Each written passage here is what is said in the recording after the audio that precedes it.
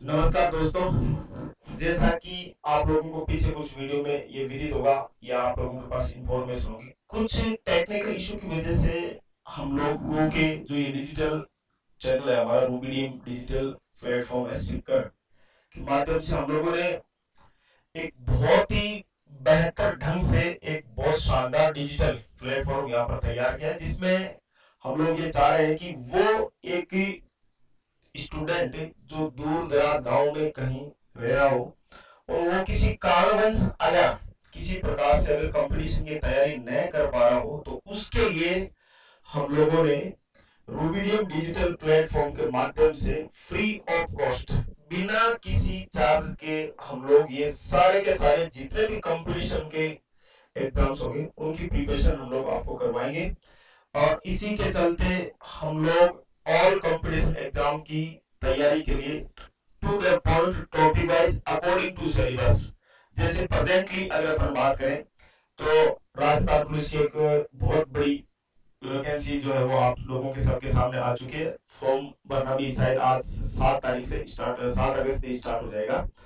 तो इसके लिए आप लोग हो जाइए तैयार और आप लोग जी जान से अगर मेहनत करेंगे तो सफलता आपके कदम जरूर चूमेगी। और इसके लिए हम आप लोगों के लिए सदैव तैयार रहेंगे और अकॉर्डिंग टू सिलेबस और सिलेबस में अकॉर्डिंग टू टॉपिक हम लोगों को ऑल कंपटीशन एग्जाम की जो तैयारी है वो करवाते रहेंगे।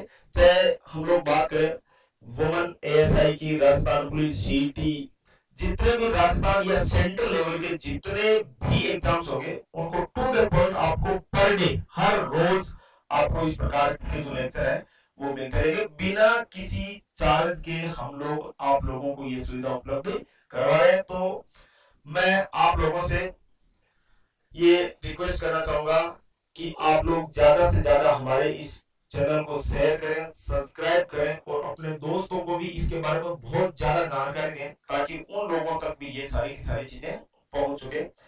आज हम लोग एक कॉमन टॉपिक लेकर यहाँ पर चलेंगे और उस कॉमन टॉपिक को आप लोगों को पढ़ना नहीं है, बस बस सिंपल तरीके से इसको समझते हुए चलना है। और ये टॉपिक जो है हम लोग यूं कह सकते हैं कि लगभग राजस्थान पुलिस या फिर किसी भी कंपटीशन के एग्जाम की अगर आप सेंट्रल लेवल के या स्टेट लेवल की अगर तैयारी कर रहे हैं तो उसमें सबके लिए कॉमन रहेगा। और मेनली हमारा जो ध्येय वाक्य रहेगा उसमें वुमेन एएसआई और राजस्थान पुलिस, इसको हम लोग टारगेट करेंगे। तो आगे आने वाले वीडियो में आप लोगों को ये सारा सिलेबस वगैरह हम बता देंगे और सिलेबस के अकॉर्डिंग पर डे आप लोगों को ये सारी की सारी क्लासें मिलती रहेगी। तो चलिए हो जाइए तैयार, आज हम लोग करते हैं स्टार्ट और स्टार्ट करते हैं सबसे पहले भारत का भूगोल। सॉरी, इस भारत के भूगोल में देखो आप किसी भी क्षेत्र विशेष का अगर अपन भूगोल पढ़े तो सबसे पहले उस क्षेत्र विशेष के बारे में अपने को सामान्य जानकारी होना बहुत जरूरी है। जैसे भारत हो चाहे राजस्थान हो या विश्व का कोई भी महाद्वीप हो या विश्व का कोई भी कंट्री हो, उसकी ज्योग्राफी पढ़ने से पहले उस क्षेत्र विशेष के बारे में अपने को पता होना चाहिए। तो उस क्षेत्र विशेष के बारे में पता करने के लिए तो सिंपल सा सबसे पहले अपने को ये पता रखना है कि वो क्षेत्र विशेष कहां पर होगा या इसकी लोकेशन या ये कहां स्थित होगा। इस प्रकार से इस टॉपिक को अपने को समझने की जरूरत पड़ती है। हम लोग बिल्कुल एकदम सिंपल तरीके से हर वर्डिंग को समझते हुए यहाँ पर चलते रहेंगे, है ना।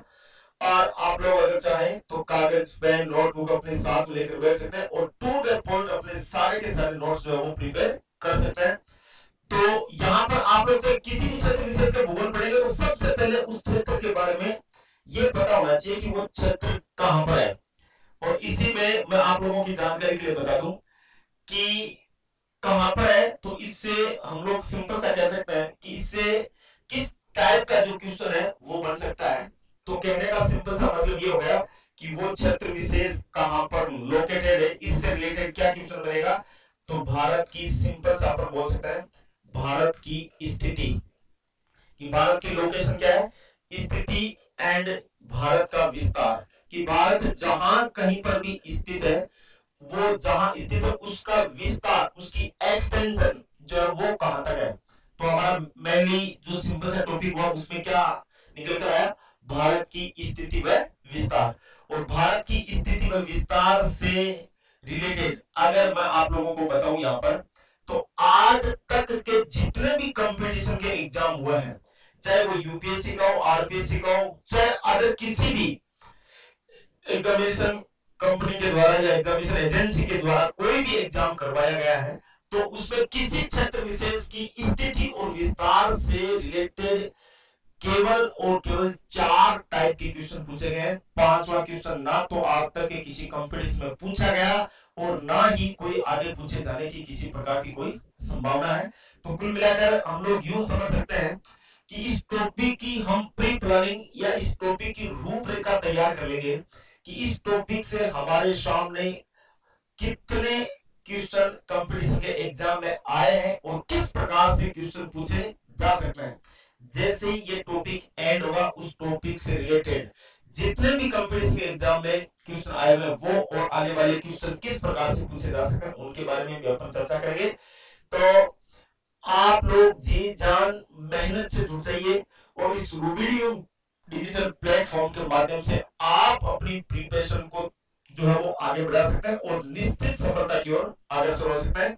देखिए, तो हम लोग कह सकते हैं कि स्थिति और विस्तार यानी कि लोकेशन एंड एक्सटेंशन से रिलेटेड कितने प्रकार के क्वेश्चन बनते हैं? 4। चाहे वो किसी क्षेत्र विशेष का हो, चाहे वो राजस्थान हो, चाहे भारत हो या अदर कोई भी हो, तो स्थिति और विस्तार से रिलेटेड कितने प्रकार के क्वेश्चन बनेंगे? 4। और इस 4 प्रकार के क्वेश्चंस में अपन देखेंगे कि 4 प्रकार के कौन कौन से क्वेश्चन बनते हैं। तो इसमें जैसे सबसे पहले अपन देखें तो भारत का जो भूगोल है उसमें भारत की अपन स्थिति और विस्तार देखेंगे। तो इसमें सबसे पहले अपने को देखना है भारत की ग्लोबीय स्थिति। अच्छे से समझना है ना, और अच्छे से समझते हुए यहाँ पर अपने को आगे चलना है। तो पहले सबसे पहले अपन देख लेंगे भारत की ग्लोबीय स्थिति। ग्लोबीय स्थिति के बाद में इसी ग्लोब पर हम लोग कह सकते हैं कि 7 बड़े महाद्वीप हैं, अर्थात 7 बड़ी जमीन की प्लेटें हैं। तो हम लोग कह सकते हैं ग्लोब पर ही 7 बड़े क्या है? महाद्वीप। तो दूसरा टॉपिक अपना क्या निकल कर आ जाएगा कि भारत की ग्लोबीय स्थिति के बाद में हम लोग पढ़ेंगे भारत की महाद्वीपीय स्थिति। तो ग्लोबीय स्थिति हो गया और ग्लोबीय स्थिति के बाद में कौन सी स्थिति हो जाएगी? भारत की महाद्वीपीय स्थिति। और भारत की महाद्वीपीय स्थिति के बाद में अगर अपन बात करें तो इसी ग्लोब के ऊपर 2 प्रकार की काल्पनिक रेखाएं खींची जाती है, जिसमें एक रेखा जो होती है उसको अपन बोलते हैं अक्षांश और दूसरी रेखा जो होती है उसको अपन क्या बोलेंगे? देशांतर। तो यहाँ पर बेसिक चीजों के ऊपर ज्यादा से ज्यादा ध्यान दे रहे हैं। तो बेसिक चीजों में हम लोग यहाँ कह सकते हैं कि ये कितने टाइप के क्वेश्चन बने स्थिति और विस्तार से रिलेटेड। तो स्थिति और विस्तार से रिलेटेड हमारे पास कितने प्रकार के क्वेश्चन है? 4 प्रकार के क्वेश्चन बनेंगे, जिनमें सबसे पहले अपन बोल सकते हैं भारत की ग्लोबीय स्थिति। ग्लोबीय स्थिति के बाद में भारत की महाद्वीपीय स्थिति। महाद्वीपीय स्थिति के बाद में भारत की अक्षांशीय स्थिति और अक्षांशीय स्थिति के बाद में भारत की देशांतरीय स्थिति। तो कुल मिलाकर हम लोग कह सकते हैं कि किसी भी क्षेत्र विशेष की स्थिति और विस्तार से रिलेटेड अपने पास कितने प्रकार के क्वेश्चन बनेंगे? 4 प्रकार के, है ना। तो ये अपना प्री प्लानिंग या इस टॉपिक से लेकर अपनी जो रूपरेखा है वो हमने अभी तैयार कर ली है। तो इसी संदर्भ में हम लोग आगे चलते रहेंगे और आगे किस प्रकार से अपने को पढ़ना है जरा सा देखिए। इस ग्रुप की सबसे पहले अपना जो टॉपिक होगा उसी में हम लोगों को ध्यान देना है। देखो, तो सबसे पहले हम लोग किसके ऊपर चर्चा करेंगे? तो हम लोग करेंगे भारत की ग्लोबीय स्थिति। भारत की ग्लोबीय स्थिति, ग्लोबीय स्थिति। यहां से आप लोगों को एकदम बिल्कुल इजी तरीके से समझने की कोशिश करना है। देखो, जैसे हर टॉपिक के बारे में अपन ब्रीफली नहीं एकदम डीप जाकर इसके बारे में पढ़ेंगे। तो भारत की जो ग्लोबीय स्थिति है, तो सबसे पहले अपने को पता होना चाहिए कि ग्लोब के बारे में थोड़ा सा सिंपल बेसिक नॉलेज अपने को होना ही चाहिए। अक्सर पे कभी ना कभी किसी न किसी छोटे बड़े एग्जाम में इस प्रकार के क्वेश्चन पुटअप भी कर लिया जाता है कि ग्लोब क्या है, व्हाट इज ग्लोब या ग्लोब क्या है। तो हमें सिंपल सा ध्यान रखना है कि इमेज ऑफ द अर्थ या model of the earth, globe पृथ्वी का एक नमूना है या उसका क्या है? आकार है एक तरीके से। तो इस ग्लोब पर भारत की क्या लोकेशन है, भारत कहां पर स्थित है, तो इसके लिए अपने को एकदम बिल्कुल बेसिक तरीके से समझते हुए चलना है। यहां से हम लोग कह सकते हैं कि किस प्रकार से देखेंगे।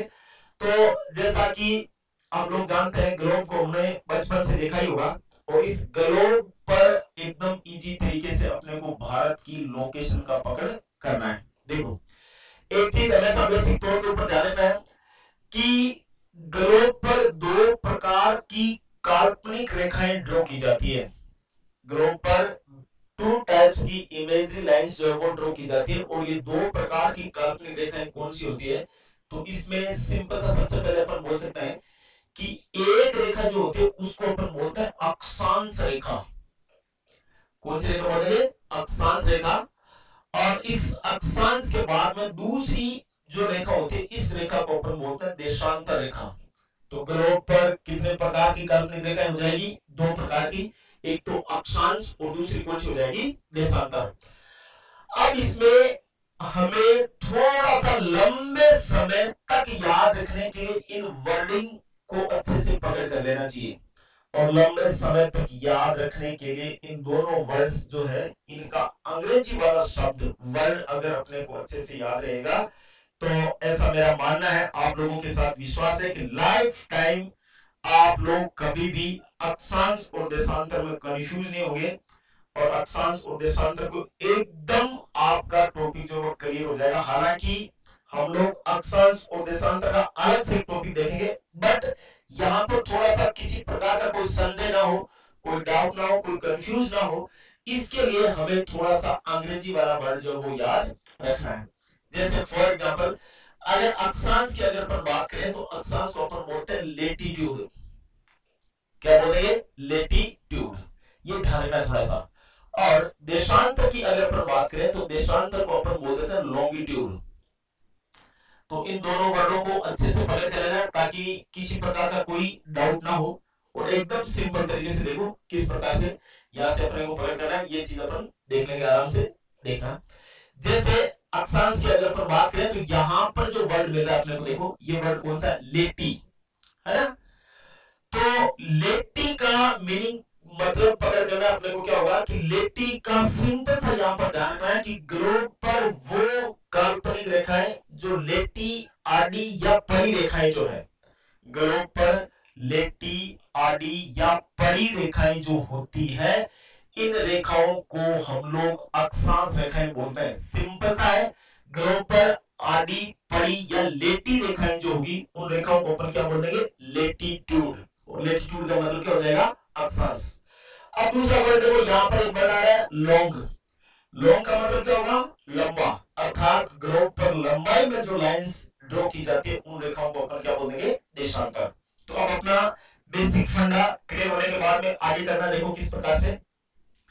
तो किसी भी टॉपिक की अगर अपन शुरुआत करेंगे तो वो शुरुआत हम लोग हमेशा करते हैं कहां से? जीरो से। तो यहां पर इस भारत की ग्लोबी स्थिति जो, इस ग्लोबी स्थिति में हम लोगों को सबसे पहले यहां पर देखो एक ग्लोब के ठीक मिडल से एक लाइन ड्रॉ करनी है, और यहां से इस लाइन की अगर अपन बात करें तो आप लोग सिंपल सा बोल सकते हो कि ये लेटीट्यूड है, ये अक्षांश रेखा है। तो किसी भी चीज की शुरुआत अगर अपन करेंगे तो वो शुरुआत करेंगे अपन कहां से? 0 डिग्री से। तो हम लोग इसको क्या बोल सकते हैं? 0 डिग्री अक्षांश। किसी भी चीज की अगर शुरुआत होगी तो वो कहां से होगी? सामान्यतः हम लोग बोल देते हैं कि किसी भी चीज की शुरुआत करेंगे तो कहां से करेंगे? 0 से। तो हम लोगों ने इस लाइन को, ये जो आडी पड़ी या लेटी रेखा जो इस रेखा को अपन क्या बोलते हैं? अक्षांश। तो ये होगी आपकी 0 डिग्री अक्षांश। अब यहां पर थोड़ा सा अपने को समझना है, इस 0 डिग्री अक्षांश के और दो नाम अपने को देखने को मिलते हैं, वो कौन कौन से हैं इनको भी अच्छे से समझना है। 0 डिग्री अक्षांश इसलिए बोलता है क्योंकि ये 0 डिग्री का एंगल ड्रॉ करती है, 0 डिग्री का कोण बनाती है, सो इसलिए अपन 0 डिग्री अक्षांश बोलते हैं। बट एक नाम इसका अपने को और मिलता है, और वो नाम अपने को क्या मिलता है? तो इसको अपन बोल देते हैं सिंपल सा भूमध्य रेखा। क्या बोलेंगे? भूमध्य रेखा। भूमध्य रेखा या इसको अपन सॉरी इक्वेटर लाइन के नाम से भी जान सकते हैं। देखो इक्वेटर एक शब्द ऐसा जो बना इक्वल से, इक्वल से कौन सा शब्द बना? इक्वेटर। अर्थात ये ग्लोब को क्या कर रही है? इक्वल कर रही है, दो बराबर भागों में डिवाइड कर रही है, इसलिए इसको अपन क्या बोलते हैं? इक्वेटर। भूमध्य, भूमि के मध्य से ड्रॉ हो रही है, इसलिए इसको अपन क्या बोल देते हैं? भूमध्य। एंड एक इसका नाम अपने को मिलता है पढ़ने को, और उसको अपन बोलते हैं विषुवत विश्वत वृत्त या इसको अपन बोल देते हैं ग्रेट सर्किल, है ना। विश्वत वृत्त या ग्रेट सर्किल इसलिए बोल देते हैं क्योंकि ग्लोब की मिडल से जो चौड़ाई होती है वो ज्यादा होती है, और जैसे जैसे ग्लोब से पोल की ओर, नॉर्थ पोल और साउथ पोल की ओर अपन बढ़ते हैं तो वहां इसकी चौड़ाई धीरे धीरे कम हो जाती है। तो ग्लोब का जो ये 0 डिग्री अक्षांश वाला पार्ट है, यहाँ पे ये ग्लोब बहुत ज्यादा वाइड है, और वाइड होने के कारण इसके चारों तरफ जो ये लाइन ड्रॉ की जाती है, ये लाइन सबसे बड़ा सर्किल बनाती है, इसलिए इसको अपन क्या बोलते हैं, विश्वत वृत्त या ग्रेट सर्किल के नाम से इसको अपन बोल देते हैं। तो यहां आप लोगों को समझने की कोशिश करना है कि इस 0 डिग्री अक्षांश के बेस पर हमने ग्लोब को 2 भागों में डिवाइड कर दिया, और ये 2 भाग इसके कौन कौन से हैं। तो सबसे पहले अपन एक पार्ट तो इसको बोलेंगे, इसको अपन बोलेंगे नॉर्दर्न हेमिस्फीयर, या इसी को अपन बोल देते हैं उत्तरी गोलार्ध। क्या बोलेंगे, उत्तरी गोलार्ध। अब इस वर्ड को भी पकड़ कर सकते हैं हम लोग, देखो उत्तरी गोलार्ध, गोले का अर्ध भाग, गोले का कौन सा भाग हो जाएगा, अर्ध भाग। तो 0 डिग्री बेस के ऊपर हमने ग्लोब को कितने भागों में डिवाइड किया, 2 भागों में। इसमें सिंपल सा अपन इस 0 डिग्री अक्षांश रेखा का नॉर्थ वाला जो पार्ट होगा उसको तो अपन बोल देंगे उत्तरी गोलार्ध, और साउथ वाला जो पार्ट होगा उसको अपन लोग बोल देंगे दक्षिणी गोलार्ध। तो ग्लोब को हमने 0 डिग्री बेस पर कितने भागों में डिवाइड कर दिया, 2 भागों में, एक तो उत्तरी गोलार्ध और दूसरा कौन सा हो जाएगा, दक्षिणी गोलार्ध। अब यहां पर अपने को देखना है इंडिया की लोकेशन अकॉर्डिंग टू ग्लोब। तो यहां अपन कह सकते हैं कि इस चीज की अगर अपन थोड़ी सी चर्चा करें तो यहां सिंपल सा अपन लोग इस प्रकार से इसको पढ़ सकते हैं। किस प्रकार से देखना कि इस 0 डिग्री बेस के ऊपर भारत की लोकेशन जो है वो यहां पर है, देखो यहां। तो इस चीज को हम लोग किस प्रकार से देखेंगे, ये थोड़ा सा अपने को समझना है, देखेंगे थोड़ा सा, देखें। तो यहां अगर हम लोग देखें तो भारत की लोकेशन देखो ये आती है यहां पर। तो इसका हम लोग सिंपल सा इसके बारे में अपन कह सकते हैं कि भारत ग्लोबल कंडीशन के आधार पर या 0 डिग्री बेस के आधार पर भारत उत्तरी गोलार्ध में लोकेटेड है, या भारत उत्तरी गोलार्ध में स्थित है। किसके अकॉर्डिंग, 0 डिग्री अक्षांश के अकॉर्डिंग भारत उत्तरी गोलार्ध में स्थित है। इसी प्रकार से हम लोगों को समझना है, जिस प्रकार से ये तो हमने अकॉर्डिंग टू लेटिट्यूड या अकॉर्डिंग टू अक्षांश के आधार पर देखा, सेम इसी प्रकार से हम लोग इस प्रकार से समझ सकते हैं कि अपने पास में ये एक लाइन और है, इस लाइन को अपने को थोड़ा सा देखेंगे, समझेंगे किस प्रकार से। जैसे अभी हमने पीछे थोड़ी सी चर्चा की कि एक तो अक्षांश रेखा होती है, दूसरी कौन सी होती है, देशांतर। देशांतर कौन सी होगी, इस ग्लोब के ऊपर जो लंबाई में ड्रॉ की जाने वाली जितनी भी लाइंस है उन लाइंस को अपन क्या बोल देंगे, देशांतर। तो यहां से अपन सिंपल तरीके से कह सकते हैं ये लंबाई में ड्रॉ की जाने वाली ये लाइन है ना। तो इस लाइन को हम लोग बोल सकते हैं ये लाइन जो होगी ये होगी 0 डिग्री देशांतर। कौन सी बोलेंगे, 0 डिग्री देशांतर।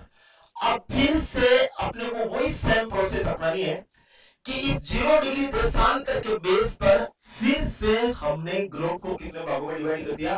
तो हम लोग कह सकते हैं कि ग्लोब को हमने फिर से 2 भागों में डिवाइड कर दिया, और इस 0 डिग्री देशांतर के ईस्टर्न साइड वाला जो पार्ट है, पूर्वी भाग जो है, इस पूर्वी भाग को हमने नाम दिया पूर्वी गोलार्ध।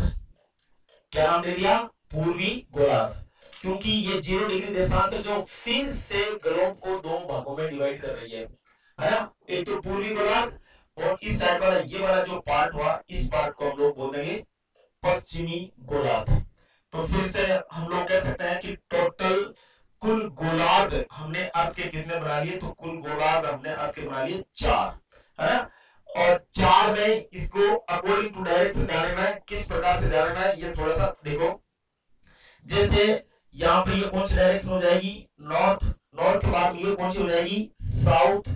साउथ के बाद में ईस्ट, और ईस्ट के बाद में यहाँ अपन लोग बोल सकते हैं वेस्ट। अब पहली बात ये समझ पता करना है, समझ के देखना है कि 0 डिग्री देशांतर के बेस के ऊपर भारत पूर्वी गोलार्ध में है। कौन से गोलार्ध में है, पूर्वी गोलार्ध में। और 0 डिग्री अक्षांश के बेस पर अगर देखा जाए तो भारत कौन से गोलार्ध में होगा, तो भारत होगा उत्तरी गोलार्ध में। इस प्रकार से हम लोग कह सकते हैं कि ये जो चार गोलार्ध बने, ये चार गोलार्ध कौन कौन से बने देखो, तो यहाँ हम लोग इस प्रकार से इस लाइन को पढ़ सकते हैं इस तरीके से कि किस प्रकार से ये चार गोलार्ध है। तो यहाँ पर देखेंगे एक गोलार्ध तो देखो ये बन गया, और इस गोलार्ध को हम लोग बोलते हैं उत्तरी पूर्वी गोलार्ध, उत्तरी पूर्वी गोलार्ध। और यहां से अगर अपन एक ये गोलार्ध देखें उत्तर से पश्चिम की तरफ वाला, तो ये हो गया उत्तरी पश्चिमी गोलार्ध। और यहां से ये वाला जो गोलार्ध है, ये गोलार्ध हो गया दक्षिणी पूर्वी गोलार्ध। और इसके बाद में यहां से अगर अपन बात करें तो ये गोलार्ध हो गया दक्षिणी पश्चिमी, और ये वाला हो गया दक्षिणी पूर्वी गोलार्ध। तो टोटल गोलार्ध या कुल गोलार्ध कितने हो गए? चार।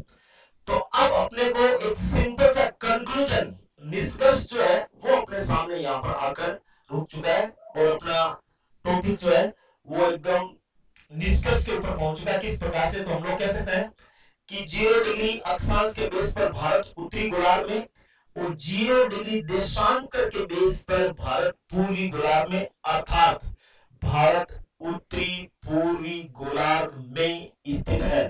हमें यहाँ पर पहले जैसे हमने हेडिंग में क्या डालना है, भारत की ग्लोबी स्थिति, तो हम लोग बोल सकते हैं कि भारत की एग्जैक्ट जो ग्लोबी स्थिति होगी उसमें हम लोग कह सकते हैं कि भारत उत्तरी पूर्वी गोलार्ध में स्थित है। सिंपल से कह सकते हैं हम लोग अक्षांश स्थिति के आधार पर उत्तरी गोलार्ध में, और देशांतरी स्थिति के आधार पर अगर हम लोग बात करें तो पूर्वी गोलार्ध में, अर्थात भारत उत्तरी पूर्वी गोलार्ध में स्थित है। अब ये जो चार गोलार्ध है, इसमें किसी भी प्रकार से आप लोगों से उल्टा सीधा कैसा भी क्वेश्चन किया जाए, कहीं से घूम फिरा कर अगर आप लोगों से क्वेश्चन पुटअप किया जाए तो आप लोग बता सकते हो। जैसे मैं आप लोगों से यहां से पूछूं कि भारत ये कौन सा गोलार्ध होगा, तो ये गोलार्ध होगा कौन सा? उत्तरी पश्चिमी। उत्तरी पश्चिमी गोलार्ध के भारत कौन सी डायरेक्शन हो गया, तो यहां से आप सिंपल सा कह सकते हो कि ये पूर्वी दिशा में है। दूसरी बात, अगर हम लोग बात करें ये दक्षिणी और पूर्वी गोलार्ध, तो दक्षिणी पूर्वी गोलार्ध के भारत कौन सी डायरेक्शन हो गया, तो आप लोग बोल सकते हो कि ये भारत के दक्षिणी पूर्वी गोलार्ध के भारत उत्तर में हो गया। तो इस प्रकार से किसी भी प्रकार का अगर कोई क्वेश्चन पूछा जाए तो हम लोग यहाँ से आसानी से इसका आंसर दे सकते हैं। बट यहां से थोड़ा सा आप लोगों को अगर कोई डीप जाकर अगर कोई क्वेश्चन पूछे, तो यहां से कई कंपटीशन एग्जाम्स में ये क्वेश्चन पुटअप हुआ है, बट आप लोग थोड़ा सा अपनी प्रिपरेशन को देखें कहां तक आप लोगों की समझ विकसित है, तो उसको थोड़ा सा बताएं, और कमेंट सेक्शन में हमें लिखकर ये बताएं कि इसका राइट आंसर क्या होगा। तो अगर आप लोग इसका जवाब नहीं दे पाए तो कोई बात नहीं, हम लोग आप लोगों के लिए बैठे हैं, हम लोग आपका जवाब देंगे। यही से जो आप लोगों को टॉपिक समझाया गया, इसी से एक सिंपल सा क्वेश्चन क्या बना है, देखें कि भारत यहां से हम लोग किस प्रकार से देखेंगे। देखो एक चीज का ध्यान रखना कि जहां तक हम लोग कंपटीशन की तैयारी करने वाले जितने भी बंदे होते हैं, जिनकी जितनी तैयारी करके हमारी सोच जहां खत्म हो जाती है कि इससे बाहर कुछ भी नहीं होगा आएगा, इस सोच के खत्म होने के बाद में सोच शुरू होती है एग्जामिनर की। जैसे हमने इस टॉपिक को पूरी तरीके से अच्छे से पढ़ा, बट इसके बाद में एग्जामिनर क्या सोचेगा, एग्जामिनर ये सोचेगा कि स्टूडेंट ने क्या पढ़ा, यहां से आगे वो सोचेगा। तो कुल मिलाकर मेरा कहने का तात्पर्य ये है कि जहां तक लोगों की पढ़ पढ़ाकर सोच खत्म हो जाती है कि इससे बाहर कुछ नहीं होगा, उस सोच से आगे शुरू करता है एग्जामिनर। तो इन चीजों को ध्यान में रखते हुए मैं आपसे क्वेश्चन यहां पर डाल रहा हूं आप लोगों के लिए। आप लोग जरूर इसका आंसर देने की कोशिश करें, और कोशिश करेंगे तो शायद आप लोग इसका जवाब दे पाएंगे। नहीं दे पाते हैं तो कोई दिक्कत नहीं, मैं आपको इसका आंसर बताऊंगा। तो जैसे भारत उत्तरी और पूर्वी गोलार्ध में स्थित है, ये हमने पढ़ लिया, बेसिक क्वेश्चन है, बट हमने ये पढ़ा, तो इससे आगे एग्जामिनर क्या सोचेगा वो ध्यान रखना है। भारत उत्तरी पूर्वी गोलार्ध में कहां स्थित है, देखो हमने पढ़ा भारत उत्तरी पूर्वी गोलार्ध में स्थित है। अब एग्जामिनर कहां से, यहीं से क्वेश्चन को शुरू करेगा। जो अपना आंसर था उस आंसर को एग्जामिनर क्वेश्चन में पुटअप करेगा, या क्वेश्चन में वो डाइवर्ट करेगा। किस प्रकार से डाइवर्ट करेगा, देखो कि भारत उत्तरी पूर्वी गोलार्ध में है, बट एग्जामिनर किस प्रकार से पूछेगा कि भारत उत्तरी पूर्वी गोलार्ध में कहां स्थित है। तो मैं आप लोगों का थोड़ा सा 30 सेकंड का आप लोगों के पास टाइम है, जरा सोचकर या जो स्टूडेंट है वो मेरे को जरूर बताएं कि किस प्रकार से क्या है क्या नहीं है, इसको थोड़ा सा समझें और बताएं देखें। तो मैं आपकी जानकारी के लिए बता देता हूं कि भारत उत्तरी पूर्वी गोलार्ध में लगभग मध्य में है। ये ध्यान रखना, एग्जैक्ट या एकदम मध्य में नहीं है, भारत उत्तरी पूर्वी गोलार्ध के लगभग, ऑलमोस्ट भारत उत्तरी पूर्वी गोलार्ध के पूरी तरीके से मध्य में नहीं है। हम लोग, मैं बार बार आपको ये कह रहा हूं कि भारत उत्तरी पूर्वी गोलार्ध के लगभग कहां पर माना जाता है, मध्य में माना जाता है, एग्जैक्ट मध्य में या एकदम से मध्य में नहीं है। तो मेरी पूरी तरीके से उम्मीद है और मैं विद गारंटी आप लोगों से ये कह सकता हूं कि अगर भारत की ग्लोबल स्थिति से कोई भी किसी भी प्रकार का अगर क्वेश्चन पूछा जाता है तो यहां से किसी भी प्रकार का कोई क्वेश्चन बाहर जाने की संभावना न के बराबर रहेगी। तो मैं आप लोगों से ये बहुत ज्यादा उम्मीद करूंगा कि हम लोग जो आप लोगों के लिए मेहनत कर रहे हैं उस मेहनत का आप भरपूर पुरजोर तरीके से फायदा उठाएं और हमारे डिजिटल जो चैनल है रूबीडियम डिजिटल चैनल, इसको ज्यादा से ज्यादा शेयर एंड सब्सक्राइब करें, लाइक करें, अपने दोस्तों को, अपने घर परिवार वालों को, सबको इसके बारे में इन्फॉर्म करें ताकि वो भी अपनी तैयारी करने के लिए प्रिपरेशन के पंख लगा सके। तो यहां से शायद मैं पूरी उम्मीद करूंगा कि इस प्रकार से इस टॉपिक से बाहर किसी भी प्रकार का कोई क्वेश्चन आप लोगों को देखने को नहीं मिलेगा। तो ये थी आपकी भारत की कौन सी स्थिति, ग्लोबीय स्थिति। नेक्स्ट अगर हम लोग बात करें तो यहां से थोड़ा सा देखना कि जैसे हमने पहले इस टॉपिक की रूपरेखा तैयार की थी, तो इसमें आप लोग बोल सकते हैं, देखो जैसे भारत की स्थिति और विस्तार से रिलेटेड हमने कितने क्वेश्चन बनाए थे, चार क्वेश्चनों में सबसे पहला टॉपिक अपना कौन सा है, देखो भारत की ग्लोबीय स्थिति, है ना। और भारत की ग्लोबीय स्थिति के बाद में हमने ऐसा पढ़ा भी था कि ग्लोब के ऊपर टोटल नंबर ऑफ कॉन्टिनेंट्स या भारत के ऊपर कुल कितने महाद्वीप हैं। तो हम लोग बोल सकते हैं, सॉरी, ग्लोब के ऊपर हम लोग कुछ बोल सकते हैं कि ग्लोब पर कुल कितने महाद्वीप है, 7। तो पहले इस चीज को समझना है कि महाद्वीपीय स्थिति भारत की क्या होगी। तो आगे हम लोग इसी प्रकार से इसको समझ लेते हैं, देखो जिस प्रकार से देखना। तो नेक्स्ट अपना जो टॉपिक रहेगा वो कौन सा रहेगा, तो आप लोग सिंपल सा यहां पर समझ सकते हैं, भारत की महाद्वीपीय स्थिति, भारत की महाद्वीपीय स्थिति, महाद्वीपीय स्थिति। अब इस टॉपिक को अच्छे से समझना है। जैसे पहले वाला टॉपिक हमारा एकदम अच्छी तरीके से हम लोगों ने क्लियर कर लिया है, तो आगे वाला जो टॉपिक अपना रहेगा वो कौन सा टॉपिक रहेगा, भारत की महाद्वीपीय स्थिति। यहां अपने को पकड़ करना है। जैसे वही अपनी जो ट्रेडिशन, अपनी परंपरा, उस परंपरा के आधार पर ही हम लोग अच्छे से इस टॉपिक को पढ़ेंगे। जितने भी ये वर्ड होंगे, इन वर्ड का मीनिंग क्या है और ये वर्ड किस प्रकार से अपने को क्या सिखाते हैं, उनको सीखते हुए अपने को आगे बढ़ना है। जैसे आप लोगों ने पढ़ा होगा महाद्वीप, तो वो सेम कंडीशन अप्लाई करिए। महाद्वीप क्या है या महाद्वीप किसे कहेंगे, क्या है महाद्वीप। तो आप लोगों को थोड़ा सा मैं इसमें बेसिक जानकारी जो वो आप लोगों की वो मैं शेयर कर देता हूं ताकि आप लोगों को अच्छे से समझ में आए। देखो इससे अर्थ की अगर अपन बात करें तो ये अर्थ को हम दो भागों में डिवाइड करके स्टडी करते हैं, एक तो स्थल मंडल और एक जल मंडल, स्थल मंडल या जल मंडल। तो हम लोग कह सकते हैं कि स्थल मंडल का सबसे बड़ा पार्ट जो होता है, जमीन का सबसे बड़ा जो पार्ट होता है, उस पार्ट को अपन बोल देते हैं महाद्वीप। क्या बोलेंगे, महाद्वीप। जैसा आप लोगों ने छोटे स्टैटिक जीके के टाइप में क्वेश्चन पढ़े होंगे कि सबसे बड़ा महाद्वीप कौन सा है, सबसे छोटा महाद्वीप कौन सा है, बट वो बीते जमाने की बातें। आजकल ऐसा क्वेश्चन नए के बराबर पूछा जाता है, कोई rare of the rarest case में इस प्रकार के क्वेश्चन पूछा जाता है, बट क्वेश्चन इन्हीं टॉपिकों के इर्द गिर्द घूमते हुए क्वेश्चन आते हैं। बट इन क्वेश्चनों की नेचर चेंज हो जाती है, किस प्रकार से नेचर चेंज हो जाती है और किस प्रकार से ये कंपटीशन में अपने सामने बाधा खड़ी करते हैं, उन चीजों को अपने को समझते हुए चलना है। तो हम लोग बोल सकते हैं स्थल मंडल की सबसे बड़ी इकाई जो होती है उसको ऊपर क्या बोलेंगे, महाद्वीप। जैसे आप लोग 2-3 वर्णों को यहाँ पर आराम से पढ़ सकते हैं। अब देखो सबसे पहले अपने को इस महाद्वीप के बारे में पता होना चाहिए कि महाद्वीप किसको बोलेंगे, और महाद्वीप के बारे में, महाद्वीप के बाद में आप लोगों ने ऐसा भी कहीं ना कहीं एक वर्ड सुना होगा, उपमहाद्वीप। कौन सा वर्ड है, उपमहाद्वीप। तो एक तो हो जाएगा महाद्वीप, महाद्वीप के बाद दूसरा कौन सा हो जाएगा, उपमहाद्वीप। और उपमहाद्वीप के बाद में अगर अपन चर्चा करें तो एक वर्ड जो हो जाएगा वो हो जाएगा प्रायद्वीप, है ना। और प्रायद्वीप के बाद में अगर अपन बात करें तो एक वर्ड जो होता है वो होता है द्वीप।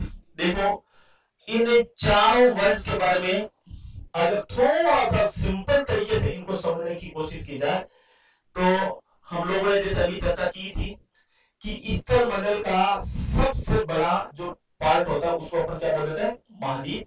जैसे हम लोगों ने पढ़ा था कि क्षेत्रफल और जनसंख्या की दृष्टि से विश्व का सबसे बड़ा महाद्वीप कौन सा है, एशिया। तो यहाँ आप लोग बोल सकते हो कि पूरे वर्ल्ड का सबसे बड़ा महाद्वीप जो माना जाता है वो कौन सा माना जाता है, एशिया। इसका मतलब जमीन का टुकड़ा सबसे बड़ा स्थल मंडल का भाग जो वो कौन सा है, एशिया, है ना। ये अकॉर्डिंग टू एरिया और पॉपुलेशन दोनों में सबसे बड़ा है। उपमहाद्वीप की अगर अपन बात करें तो ये वर्ड जहां कहीं पर भी आपको सुनने को मिले उप, तो इस उप शब्द का क्या मतलब निकलेगा, तो उप का मतलब हमेशा ये ध्यान रखना है कि उप का मतलब छोटा नहीं होता है। अक्सर हम लोग ये वर्डिंग गलत यूज करते हैं। उप का मतलब कभी भी छोटा नहीं होता, उप का मतलब होता है पास वाला, नियर। उप का मतलब क्या होगा, पास वाला। तो देखो दुनिया का सबसे बड़ा महाद्वीप कौन सा, एशिया। और एशिया के जस्ट पास में दक्षिण साइड में एक एशिया का सब कॉन्टिनेंट या उपमहाद्वीप है। और इस उपमहाद्वीप की अगर अपन बात करें तो एशिया महाद्वीप से ये लैंड बॉडी बिल्कुल अलग थी। और ये किस प्रकार से अलग थी, तो हम लोग कभी प्लेट विवर्तनिकी का सिद्धांत जब पढ़ेंगे, महाद्वीपीय विस्थापन का सिद्धांत जब कभी पढ़ेंगे, तब इसमें अपन बहुत अच्छी तरीके से डीप में जाकर इसकी चर्चा करेंगे। बट यहाँ पर थोड़ा सा बेसिक मैं आपको बता देता हूं। तो उपमहाद्वीप, उपमहाद्वीप में मतलब जो सबसे बड़ा महाद्वीप है, इसके पास वाला जो लैंड एरिया है, जमीनी भाग जो है, उसको अपन क्या बोलेंगे, उपमहाद्वीप। अब दुनिया का सबसे बड़ा उपमहाद्वीप जो माना जाता है, पूरे वर्ल्ड में सबसे बड़ा उपमहाद्वीप जो माना जाता है, ये माना जाता है भारत को। और इसी में आप लोगों ने नाम सुना होगा कभी, भारतीय उपमहाद्वीप, भारतीय उपमहाद्वीप। तो यहाँ थोड़ा सा अपने को पकड़ के लेना है कि भारतीय उपमहाद्वीप का मीनिंग क्या है। यहाँ पर किस प्रकार से अपन देखेंगे, इसको समझना थोड़ा सा। भारतीय उपमहाद्वीप से हम लोग किस प्रकार से समझेंगे, देखो इसकी चर्चा करते हैं। देखो एशिया, भारतीय उपमहाद्वीप में पहले ये ध्यान रखना है कि भारतीय उपमहाद्वीप में किस किस को इंक्लूड किया जाएगा, किस किस को शामिल किया जाएगा। तो आपकी जानकारी के लिए बता दूं कि चाइना को छोड़कर भारत के जितने भी नेबर कंट्रीज, जितने भी पड़ोसी देश हैं, चाइना को छोड़कर, जो भारत के साथ चाहे लैंड बॉडी शेयर करते हो, चाहे वाटर बॉडी, चाहे जमीनी सीमा तय करते हो, स्तरीय सीमा तय करते हो, चाहे जलीय सीमा तय करते हो, वो सारे के सारे कंट्रीज जो भारत, वो सारे के सारे नेबर कंट्री जो भारत के साथ अपना बॉर्डर शेयर कर रहे हो, उन्हीं देशों को अपन बोलेंगे भारतीय उपमहाद्वीप। और ये जितने भी कंट्रीज हैं, इन कंट्रीज में अपन बोल सकते हैं, जैसे पाकिस्तान आता है, अफगानिस्तान का कुछ भाग आता है, नेपाल, भूटान, म्यांमार, बांग्लादेश, इधर श्रीलंका, मालदीव, थाईलैंड, ये सारे के सारे कंट्री जो इनकी लैंड एक है, इनकी जमीन एक है, और ये एशिया महाद्वीप के जस्ट पास में है, दक्षिण साइड में। इसलिए हम लोग इसको बोलते हैं भारतीय उपमहाद्वीप। और दुनिया का सबसे बड़ा जो उपमहाद्वीप है वो कौन सा है, भारतीय उपमहाद्वीप। और इसके बाद में अगर अपन बात करें तो देखो ये सिमिलर वर्ड है, एक समान जैसे वर्ड है, इसलिए मैं आपको उनकी डिटेल से थोड़ी सी व्याख्या कर रहा हूं आप लोगों के सामने, ताकि आप लोग कभी भी इनमें कंफ्यूज ना हो सके, है ना। क्योंकि वर्डिंग का खेल होता है, कई ऐसे अटपटे वर्ड अपने को क्वेश्चन में मिल जाता है जिनके बारे में हमने लोग पहली बार सुनते हैं। तो वर्ड का ही ये थोड़ा सा वर्ड की कठिनाई होती है। तो इस वर्ड में देखो तीसरा वर्ड कौन सा है, प्रायद्वीप। इस प्रायद्वीप की अगर हम लोग थोड़ी सी चर्चा करें तो प्रायद्वीप किसको बोलते हैं, देखना, सुनना, समझना। प्रायद्वीप की जैसे अगर अपन चर्चा करें तो ऐसा कोई भी जमीन का टुकड़ा, ऐसा कोई भी स्थल भाग, ऐसी कोई भी लैंड बॉडी जिसके अराउंडिंग सॉरी जिसके 3 साइड वाटर बॉडी हो। देखो सिंपल सा अर्थ है इसका, देखो किस प्रकार से, जैसा जैसा कि हम लोग देखेंगे। देखो ऐसा कोई भी स्थल भाग जिसके 3 तरफ पानी हो। जैसे हम लोगों ने इस प्रकार से देखा होगा, जैसे भारत का एग्जांपल लेकर देखो, फॉर एग्जांपल जैसे भारत के ठीक तो नहीं कह सकते, लेकिन लगभग भारत के मिडिल से एक लाइन ड्रॉ होती है, और लगभग आप लोग इसको सब जानते होंगे, इसको अपन बोलते हैं ट्रॉपिक ऑफ कैंसर या कर्क रेखा। इस कर्क रेखा के दक्षिण वाला जो पार्ट है, इस पार्ट को हम लोग बोलते हैं दक्षिण भारत। बट यहां पर अपने को वर्ल्ड कौन सा पकड़ करना है, प्रायद्वीप, पेनिसुलर, है ना। देखो क्या, तो ऐसा कोई भी जमीन का टुकड़ा जिसके 3 साइड या 3 तरफ पानी हो, उसको अपन क्या बोलते हैं, प्रायद्वीप। तो ध्यान से सुनना है। अब इंडिया में यहां अगर अपन बात करें तो ये दक्षिण भारत जो है, ये स्थल का, ये जमीन का पार्ट है। तो इस पार्ट के बाद में अगर अपन देखें तो यहां से आप लोग कह सकते हैं कि भारत के इस दक्षिण भारत के पश्चिम में यहां पर अरब सागर, अरेबियन सी बोल देते हैं अपन इसको, अरब सागर। और भारत, दक्षिण भारत के पूर्वी साइड में अगर अपन बात करें तो यहां पर बंगाल की खाड़ी, bay of Bengal, bay of Bengal. और यहां अपन लोग सिंपल सा कह सकते हैं कि भारत के ठीक, दक्षिण भारत के ठीक सदर्न साइड में यहां अपन बोल सकते हैं, इसको अपन बोलते हैं इंडियन ओशियन, या इसको अपन बोल देते हैं हिंद महासागर। तो अब यहां से ध्यान रखना, प्रायद्वीप किसको बोलेंगे, तो प्रायद्वीप में आप लोग सिंपल सा कह सकते हैं कि ऐसा कोई भी स्थल भाग जिसके 3 तरफ जलराशि हो, 3 तरफ पानी हो, उसको अपन क्या बोलेंगे, प्रायद्वीप। और आपकी जानकारी के लिए बता दूं कि दुनिया का सबसे बड़ा प्रायद्वीप जो है, दुनिया का सबसे बड़ा प्रायद्वीप जो है वो कौन सा होगा, तो यहां पर मैं बाद में आपको थोड़ा सा इसके बारे में डिटेल से इसकी व्याख्या करूंगा। बट एक बार आपको इतना ध्यान रखना है कि दुनिया का सबसे बड़ा प्रायद्वीप जो है, इस प्रायद्वीप को अपन बोलते हैं अरब का प्रायद्वीप, अरब का प्रायद्वीप। और अरब का प्रायद्वीप कहां पर है, किस प्रकार से, इसके बारे में थोड़ी सी डिटेल से अपन जब वर्ल्ड ज्योग्राफी देखेंगे तब देखेंगे। बट थोड़ा सा बता देता हूं बेसिक जानकारी के लिए कि जितने भी अरब कंट्रीज हैं, और अरब कंट्रीज में मेनली अपन किसको शामिल करते हैं, तो अरब कंट्रीज में जो एशिया का दक्षिणी और पश्चिमी भाग है, जिसको अपन दक्षिणी पश्चिमी एशिया बोलते हैं। दक्षिणी पश्चिमी एशिया में टोटल नंबर ऑफ कंट्रीज, दक्षिणी पश्चिमी एशिया में कुल देश जो है वो 17 देश हैं। डायरेक्ट या इनडायरेक्ट इन सभी देशों की अगर अपन बात करें तो यहाँ की मेनली जो लैंग्वेज है वो है अरबी, है ना। तो यहां पर बोल सकते हैं कि अरब का प्रायद्वीप दुनिया का सबसे बड़ा प्रायद्वीप है, वो इसमें छोटे मोटे कुल 17 देशों को शामिल किया जाता है। बट यहां से आप लोगों की थोड़ी सी बेसिक नॉलेज को मजबूत करने के लिए मैं आपको बता दूं कि अगर हम लोग ऐसा पढ़े कि प्रायद्वीप अगर समझ में आ जाता है तो एक तीर से 2 शिकार किस प्रकार से किए जा सकते हैं, ये आप लोगों को समझना है। कैसे किए जा सकते हैं, देखो जैसे हमने ये जो दक्षिण भारत है, इस दक्षिण भारत के बारे में आप लोगों ने ऐसा पढ़ा होगा कि ये दक्षिण भारत कर्क रेखा का दक्षिण वाला जो भाग है, इसको हम क्या बोलेंगे, दक्षिण भारत। और इस दक्षिण भारत का नाम क्या रखेंगे आप, जब कभी भी आगे वाली क्लासों में हम भारत का भौतिक भूगोल पढ़ेंगे, फिजिकल ज्योग्राफी ऑफ इंडिया जब अपन पढ़ेंगे, तो इसमें एक वर्ड आप लोगों को सुनने को मिलेगा, दक्षिण का प्रायद्वीपीय पठारी प्रदेश, अर्थात दक्षिण भारत जो किस प्रकार का है, प्रायद्वीप है ना। अब ये प्रायद्वीप है, तो इस प्रायद्वीप के साथ साथ एक तीर से 2 शिकार आप लोग किस प्रकार से कर सकते हैं, तो आप लोग बेसिक तौर पर कह सकते हैं कि प्रायद्वीप का ठीक उल्टा, प्रायद्वीप की ठीक उल्टी डेफिनेशन या प्रायद्वीप का ठीक उल्टा जो होता है उसको अपन बोल देते हैं खाड़ी। अब कैसे, ये किस प्रकार से बोलेंगे, ये थोड़ा सा देख लेना है, समझ में। यहाँ पर सिंपल सा देखो, जैसे अभी मैंने आप लोगों को बताया था इधर कि यहां पर जो ये खाड़ी है, इस खाड़ी की अगर अपन बात करें तो कौन सी खाड़ी होगी, देखो यहां जैसे अभी पढ़ा हमने, यहां पर कौन सी खाड़ी, बे ऑफ बंगाल।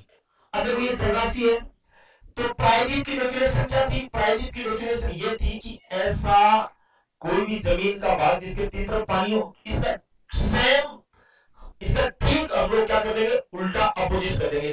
तो यहां पर बे ऑफ बंगाल है, इसको क्या बोलेंगे, ऐसी कोई भी जलराशि, ऐसी कोई भी वाटर बॉडी जिसके थ्री साइड लैंड बॉडी हो, जिसके थ्री साइड क्या हो, लैंड बॉडी। जैसे बे ऑफ बंगाल जो है, इसके नॉर्थ में अगर अपन बात करें तो बांग्लादेश है, और इस बे ऑफ बंगाल यानी बंगाल की खाड़ी के ईस्ट की अगर अपन बात करें तो ईस्ट में यहां पर अपने को कौन सा कंट्री मिलता है, म्यांमार। और बे ऑफ बंगाल के वेस्ट में बंगाल की खाड़ी के पश्चिम में अगर अपन बात करें तो किसकी लैंड आती है, भारत की। तो कुल मिलाकर अगर आप लोगों को प्रायद्वीप की डेफिनेशन पता है तो आप लोग सिंपल सा यहां पर कह सकते हैं कि अगर प्रायद्वीप की डेफिनेशन पता हो गई तो आप लोग आराम से खाड़ी की डेफिनेशन या खाड़ी के बारे में जान सकते हैं। अब इसके बाद में तो तीसरा वर्ड जो आता है वो कौन सा है, द्वीप, आइलैंड। सिंपल सा है, ऐसा कोई भी लैंड या ऐसी कोई भी लैंड या जमीन का टुकड़ा जिसके थ्री अराउंडिंग वाटर बॉडी हो, जिसके चारों तरफ पानी हो, उसको अपन क्या बोलेंगे, द्वीप। और आपकी जानकारी के लिए बता दूं कि अकॉर्डिंग टू एरिया, क्षेत्रफल की दृष्टि से दुनिया का सबसे बड़ा द्वीप जो है ग्रीनलैंड।